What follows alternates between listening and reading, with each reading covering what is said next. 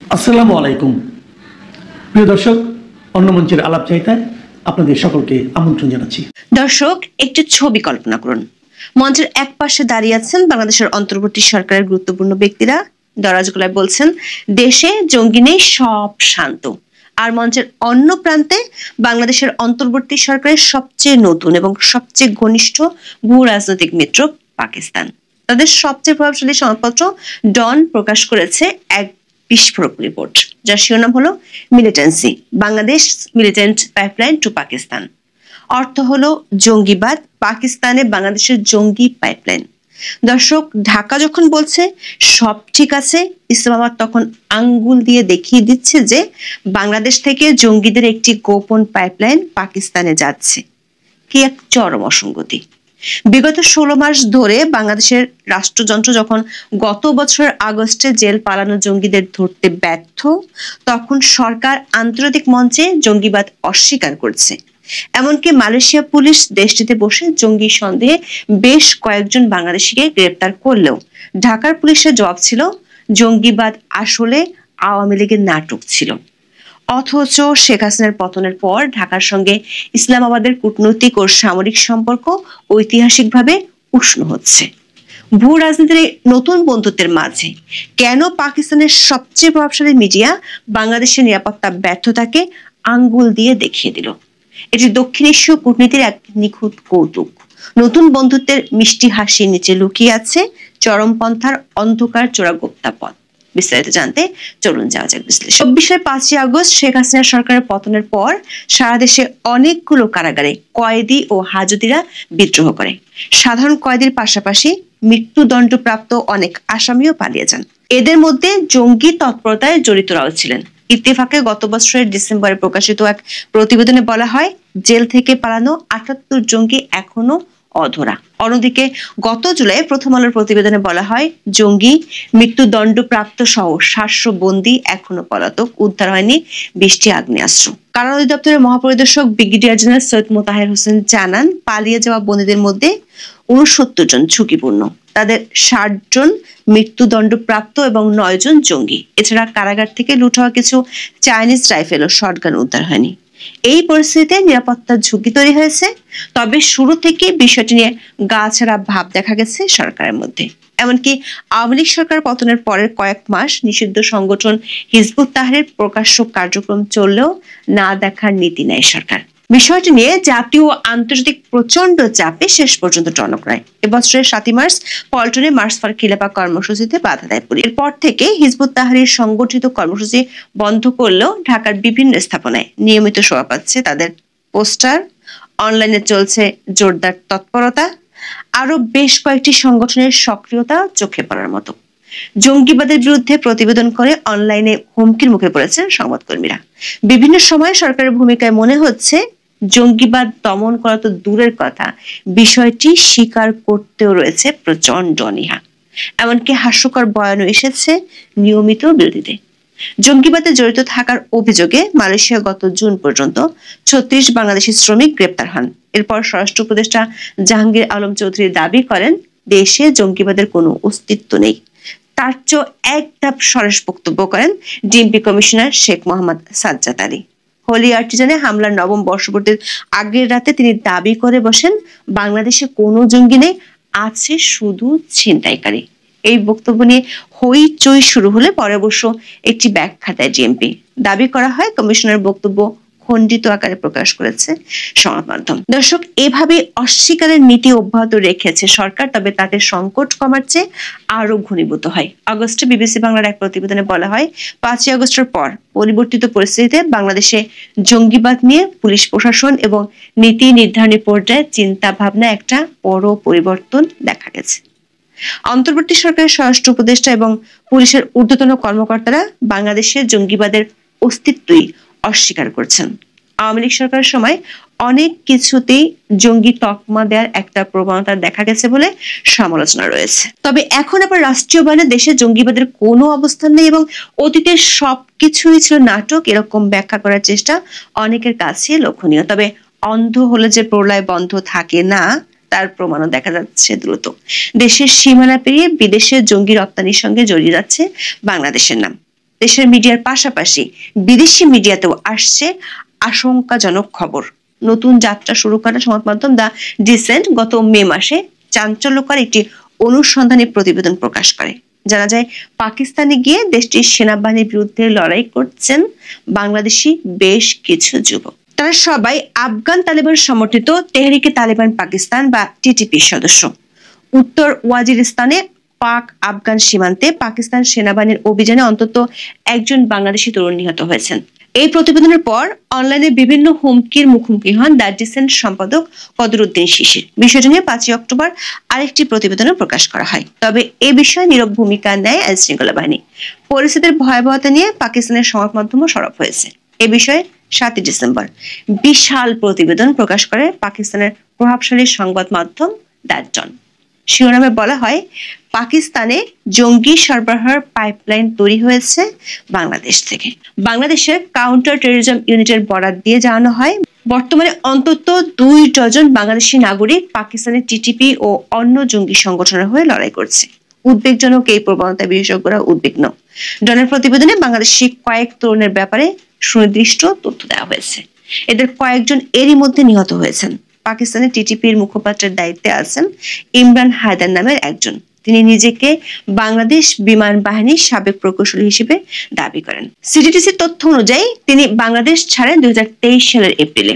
সিটিটিসির SP Rowshan সাদি আফরোজ জানান, এখন পর্যন্ত তারা পাকিস্তানের 3টি সংগঠনকে চিহ্নিত করতে পেরেছেন যেখানে বাংলাদেশি তরুণরা যুক্ত হচ্ছেন। এগুলো হলো টিটিপি, তেহরিকে লাব্বায়ক পাকিস্তান বা সিএলপি এবং ইত্তেহাদ উল মুজাহিদিন পাকিস্তান বা আইএমপি। তবে বিশেষজ্ঞদের ধারণা, বেশিরভাগ বাংলাদেশি যোগ দিচ্ছেন টিটিপিতে।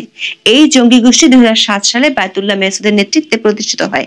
বর্তমানে এর নেতৃত্ব দিচ্ছেন নূর ওয়ালি মেহসুদ। তিনি প্রকাশ্যে আফগান তালেবানের প্রতি আনুগত্য ঘোষণা করেছেন। টিটিপির মুখপাত্র ইমরান হায়দার জানান, পাকিস্তানে কতজন বাংলাদেশি লড়াই করছেন তা বলা কঠিন, তবে সাম্প্রতিক বছরগুলোতে যুক্ত হওয়ার প্রবণতা বেড়েছে। বাংলাদেশ থেকে এই রিক্রুটমেন্টের লক্ষ্য কারা? রিপোর্টটিতে দেখানো হয়, রতন ঠালির মতো সাধারণ পরিবারের, যার বাবা একজন রিক্সা চালক, এমন নিম্নবিত্ত ও মধ্যবিত্ত ঘরের সন্তানদের টার্গেট করা হচ্ছে। বিশ্লেষকরা বলছেন, যারা চাকরি খুঁজছে বা আর্থিকভাবে সংকটে আছে, রিক্রুটকারীরা তাদের টার্গেট করে। অথচ পুলিশ এখনো পর্যন্ত একজন রিক্রুটকারীকেও গ্রেপ্তার করতে পারেনি। ডনের প্রতিবেদনে বলা হয়, বাংলাদেশের পুলিশ বর্তমানে পাকিস্তানে থাকা কয়েক ডজন ব্যক্তিকে শনাক্ত করেছে। তারা পাকিস্তানের মাটিতে অবস্থান করে পাকিস্তানের সেনাবাহিনীর বিরুদ্ধে লড়াই করছে। বিষয়টি অনেকটা অস্বাভাবিক হলেও টিটিপির দাবি, তারা পাকিস্তানে প্রকৃত খিলাফত প্রতিষ্ঠা করতে চায়। সংগঠনের মুখপাত্র ইমরান হায়দার জানান, বাংলাদেশি তরুণরা পাকিস্তানে ইসলামী শাসন প্রতিষ্ঠার জন্য লড়াই করছে। 1947 সালে 2 জাতিতত্ত্বের ভিত্তিতে ভারত ও পাকিস্তান বিভক্ত হলেও পাকিস্তানে কখনোই প্রকৃত অর্থে ইসলামী শাসন আসেনি। তাদের মূল লক্ষ্য সেই ইসলামী শাসন কায়েম করা। জন লিখেছে, বাংলাদেশের বিদেশে গিয়ে যুদ্ধ করার ঘটনায় বোঝা যাচ্ছে উগ্রপন্থী নেটওয়ার্কগুলো নিজেদের কৌশল বদলেছে। তারা অনলাইনে নিয়োগ দিচ্ছে এবং যোদ্ধাদের বিদেশি সংঘাতে পাঠাচ্ছে।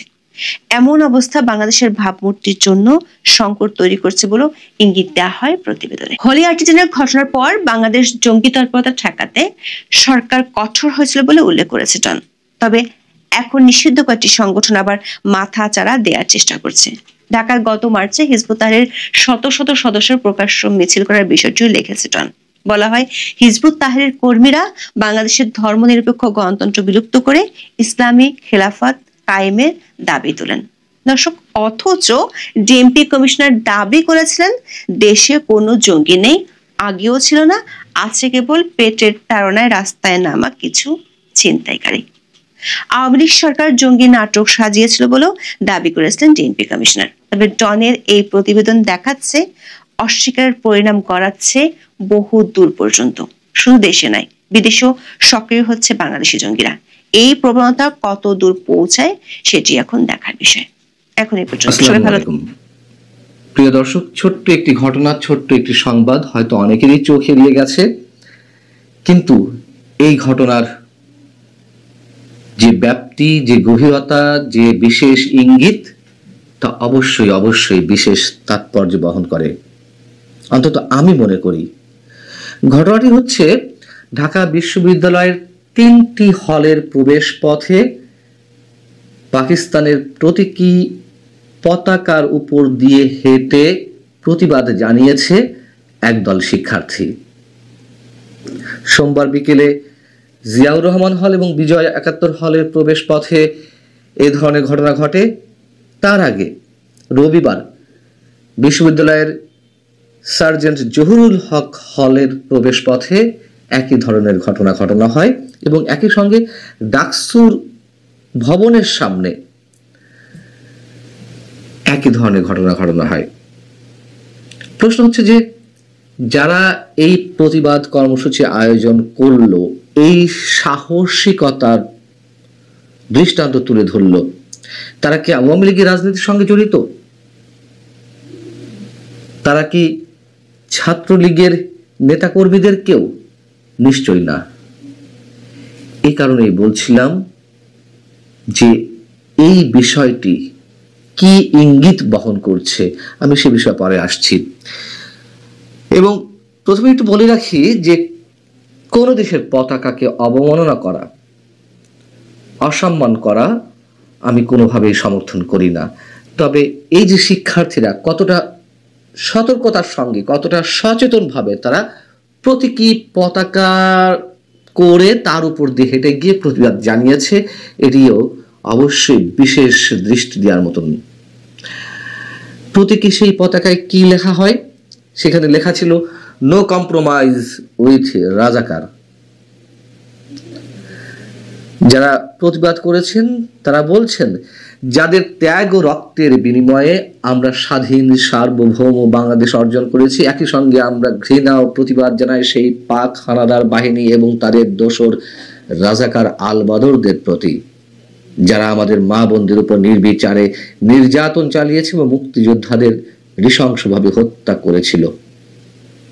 তারা বলছেন এই প্রতিবাদ, এই ক্ষোভ সবই আমাদের ইতিহাসের প্রতি দায়বদ্ধতা এবং মানবতার প্রতি অঙ্গীকার থেকে উৎসারিত।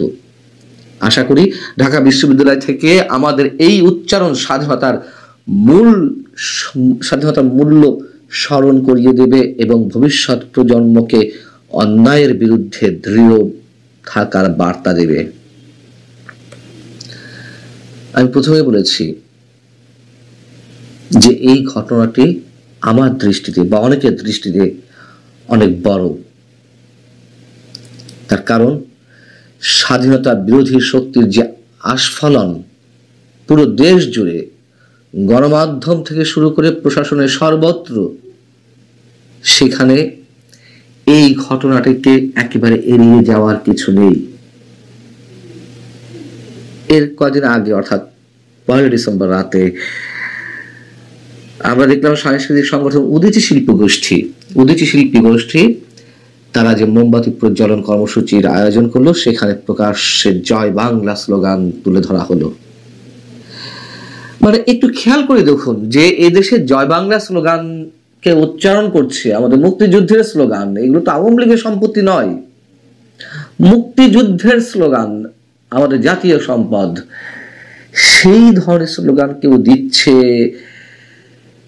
পাকিস্তানের কর্মকাণ্ডের বা পাকিস্তানের দোসরদের কর্মকাণ্ডের কেউ বিরুদ্ধে স্লোগান উচ্চারণ করছে, সেগুলো বিশেষ গুরুত্ব দিয়ে তুলে ধরতে হচ্ছে। এই যে যেমন আমি কথা বলছি এই বিষয়ে, এগুলো নিয়ে কথা বলার কথা নয়।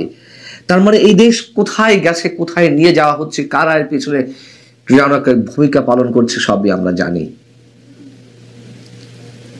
প্রকাশ্যে যেখানে 16 ডিসেম্বর আমাদের বিজয় দিবসকে নোংরা ভাষায় গাল দেয়া হচ্ছে, লাখো শহীদের জায়গায় যেখানে তাদের সংখ্যা উচ্চারণ করা হচ্ছে হাজার বা সহস্র বলে, মুক্তিযুদ্ধকে বিসিএস এর পরীক্ষায় মুক্তিযুদ্ধকে প্রতিরোধ যুদ্ধ বা অন্যান্য চাকরির ক্ষেত্রে যেসব প্রশ্ন আসছে সেখানে প্রতিরোধ যুদ্ধ বলে অভিহিত করা হচ্ছে। 16 ডিসেম্বর আমাদের বিজয় দিবস হতে পারে না, এরকম রাষ্ট্রদ্রোহী কথাবার্তা বলা হচ্ছে 5 আগস্টের পর থেকে। প্রকাশ্যে বঙ্গবন্ধুকে বিশ্বাসঘাতক বলা হচ্ছে, 32 নম্বর বুলডোজার দিয়ে গুড়িয়ে দেওয়া হচ্ছে, হাতুড়ি শাবল চালানো হচ্ছে। আর এর পক্ষে সাফাই গাইছেন আমাদের প্রধান উপদেষ্টা প্রেস সচিব শফিকুল আলম। তিনি বলছেন ধানমন্ডি 32 অনেকের কাছে শেখ মুজিবের একটা বাড়ি কেবল। আমি একসেপ্ট করি যে অনেকের মেমোরির সঙ্গে এটা জড়িত, কিন্তু ওইটার সঙ্গে মুক্তিযুদ্ধের কোনো সম্পর্ক দেখি না। কি ভয়াবহ ধরনের ইতিহাস বিকৃতি করা হচ্ছে, কি দুঃসাহসের সঙ্গে। করাই বা হবে না কেন? প্রধান উপদেষ্টা যেখানে বলে রেখেছেন যে রিসেট বাটনে প্রেস করা হয়েছে 5 আগস্ট। মুক্তিযুদ্ধের সব স্মৃতিচিহ্নগুলো ধ্বংস করে ফেলা হচ্ছে, মুক্তিযোদ্ধাদের উপরে মব সৃষ্টি করা হচ্ছে, গলা চেপে ধরে, টুটি চেপে ধরে শূন্যে তুলে ধরা হচ্ছে। এত এত ঘটনায় আমাদের রাজনৈতিক দলগুলো যেখানে প্রতিবাদ জানাচ্ছে না, খুব শক্তভাবে মিউ মিউ করে কিছু না বললে নয় সেভাবে বলছে, কেউ এগুলোকে চ্যালেঞ্জ করছে না। এদেশের একটি অংশ মনে করছে যে তারা সফল হয়ে গেছে, মুক্তিযুদ্ধের তাদের যে পরাজয় তার প্রতিশোধ নিতে পেরেছে। এবং তার দৃষ্টান্ত তো আমাদের সামনে সাম্প্রতিক সময় অনেকভাবে আসছে। পাকিস্তানের রাজনৈতিক নেতারা বলছে যে 2 পাকিস্তান এক হবে, মানে বাংলাদেশ পাকিস্তানের অন্তর্গত হবে। পাকিস্তানের প্রধানমন্ত্রী শাহবাজ শরীফ ভারতের সাথে যুদ্ধের সময় বা সার্জিক্যাল স্ট্রাইকের পরে তারা তাদের জায়গা থেকে নিজেদের বিজয় উল্লেখ করে মন্তব্য করছেন শাহবাজ শরীফ যে এটি 71-এর প্রতিশোধ। এই যখন অবস্থা বাংলাদেশের, তখন এই যে কোনো ধরনের বিশেষ শক্তির ছায়া ছাড়াই একদল শিক্ষার্থী ঢাকা বিশ্ববিদ্যালয়ে যেভাবে প্রকাশ্যে, যে বিশ্ববিদ্যালয় এখন শিবিরের দখলে, সেই বিশ্ববিদ্যালয়ে এরকম সাহসের সঙ্গে পাকিস্তানের প্রতীকী পতাকার উপর দিয়ে হেঁটে গিয়ে তারা যে প্রতিবাদ জানাচ্ছে, এটাই অন্ধকারে অনেক বড় মশাল। এবং বাংলাদেশের যে কোনো সংকটে, বাংলাদেশের যে কোনো বিপদে যখন ছাত্ররা আগে নেমে এসেছে, আমরা সেই ছাত্রদের খুঁজে পাচ্ছিলাম না, বরং ছাত্রদের একটা বড় অংশকে আমরা একটা ঘোরের মধ্যে থাকতে দেখছি। বাংলাদেশের অস্তিত্বকে তারা অস্বীকার করছে। ঠিক সেই মুহূর্তে একদল শিক্ষার্থীর এই প্রতিবাদ আমাদের মনে করিয়ে দেয় বাংলাদেশ পথ হারাবে না, এবং যতদিন এই বাংলাদেশ থাকবে ততদিন মুক্তিযুদ্ধের আদর্শকে ধারণ করেই এদেশে সবকিছু করতে হবে। এবং এই যে প্রতিবাদ নিঃসন্দেহে ভিন্ন কিছু ইঙ্গিত করে। আল্লাহ হাফিজ, ভালো থাকুন।